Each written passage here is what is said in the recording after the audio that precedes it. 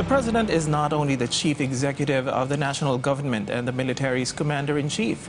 He is also the chief consoler of a calamity-stricken citizenry.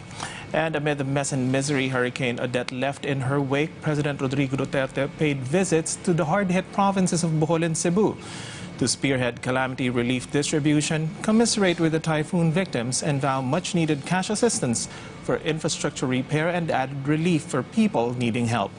The full story from PTV's Naomi Tiburcio.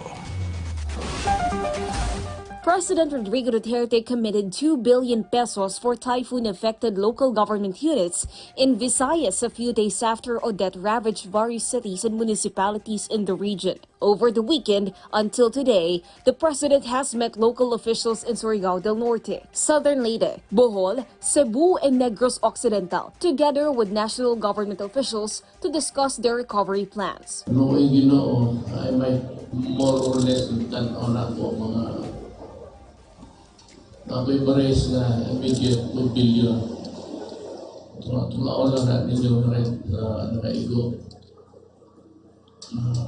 Among tanawon o mao, madali pa na mo. Pero muna akong ikasaan ninyo. But because of the extent of the damage brought about by Typhoon Odette, the president says he will source another 2 billion pesos to fund the reconstruction of affected areas. Naghatag din nga to og 2 billion ilay nga bahin-bahinon. Mo po din nasugda naman mangita pag 2 billion na amandaw. Over the weekend, the president appointed DSWD Secretary Rolando Bautista as the crisis manager of Surigao del Norte and Dinagat Islands. Accompanying him is NDRMC Executive Director Undersecretary Ricardo Halat. The president's marching orders for the crisis manager is to oversee continuous distribution of food, water, and non-food items to affected residents. The chief executive also called on to the National Housing Authority to reach out to residents whose homes were destroyed. Ngunya na ay makatabang sa immediately na ay 5 to 30,000 nga balay nga matabang na. Immediately. Katong na pordo yun na unahon to. Ayaw na po pag nang dinaw ba nga kwan. Pagwat lang mo sa inyong turno. Unahon ginato katong galubog sa yuta.